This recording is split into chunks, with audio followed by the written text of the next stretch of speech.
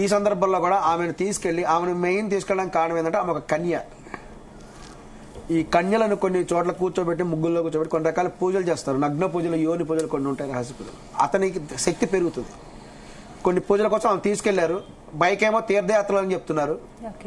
ఆ 3 రోజులు వాళ్ళు ఎవరికి కనపడలా, అది వాస్తవం. వాళ్ళని కూడా తర్వాత అడిగారు 3 రోజులు ఎక్కడికి పోయారంటే వాళ్ళు చెప్పట్లేదు. అంటే మొదటి నుంచి మీరు టచ్ లో ఉన్నారా? మేము మొత్తం మొదటి నుంచి టచ్ లో ఉన్నాను.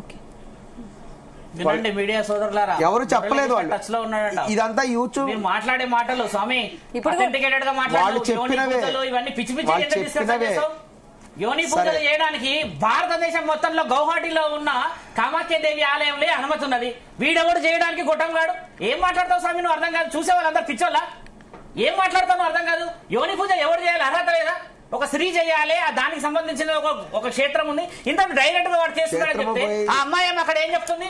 నాకు తెలివితేటలు ఉన్నాయి, నేను మెచ్యూర్ గా ఉన్నా, నన్ను మీరు అంతా. ఆ అమ్మాయి మెచ్యూర్ గా మాట్లాడుతున్నప్పుడు నువ్వు పోర్ట్రేట్ చేయదు, తప్పది. చూసే వాళ్ళందరూ పిచ్చోళ్ళు కదా స్వామి. 3 రోజులు వాళ్ళు ఎవరికి కనపడలేదు. ఎందుకు కనపడలేరు? అరెస్ట్ వారెంట్ ఇష్యూ అయిందని చెప్పి తెలిసిన తర్వాత కనపడలేదు. ఇప్పుడు కాదు నేను చెప్పేది, 3 days క్రితమే కదా. కాదు, సత్యాగ్రహ కూటమి టైంలో. సత్యాగ్రహ కూటమి రోజు కూడా లైవ్ గా మాట్లాడింది కదా. సత్యాగ్రహ కూటమి వచ్చింది ఎల్లూరు శ్రీనివాస్ కోసమా? వీళ్ళు ముగ్గురు కనపడలేదు. ఒక 3 రోజులు మా చూడు తల్లి కూటమి వచ్చినప్పుడు వాళ్ళు ఇలా చేశారని చెప్పి ఆ సందర్భంలో సత్యాగ్రహ కూటమి రోజు ఆ సందర్భంగా 3 రోజులు సత్యాగ్రహ కూటమి వచ్చినప్పుడు చెప్పండి, మీరు ఏం చెప్పదలుచుకున్నారు? అంత సాగదీతది మీరు షార్ట్ కట్ లో చెప్పండి, మీరు ఏం చెప్తారు? 3 రోజులు వాళ్ళు ఎవరికి కనపడలేదు. 3 రోజులు కనపడినప్పుడు ఎక్కడికి పోయారని అందరూ కూడా వాళ్ళని ఎంక్వైరీ చేశారు. అంటే మీరేమనుకుంటున్నారు? ఎక్కడికి తీసుకెళ్లాడు అమ్మాయి? కన్య కాబట్టి వాళ్ళకి సంబంధించిన ఎవరి సెంటిమెంట్స్ వాళ్ళకు ఉంటాయి. కొన్ని పూజలు వాళ్ళు చేశారు, అది వాస్తవం. ఈ సందర్భంగా కూడా వాళ్ళు శారీరకంగా కూడా చాలా దగ్గర అయ్యారు ఆ సమయంలో. అది వాళ్ళే చెప్పడం జరిగింది. దగ్గరడానికి ఇంత ఆలోచన లేదు వాళ్ళ దగ్గర.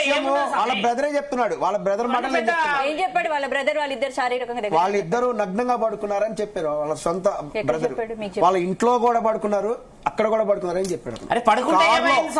కార్లో పడుకొని ఉన్నారంట వాళ్ళు ఇల్లు వెళ్ళేటప్పటికి. ఇది జరిగిన విషయం. వాళ్ళు చెప్పిన మాటలు మేము చెప్తాం. సరే వినండి. ఆ సందర్భంలో అనేక వివరాలు చెప్పడం జరిగింది.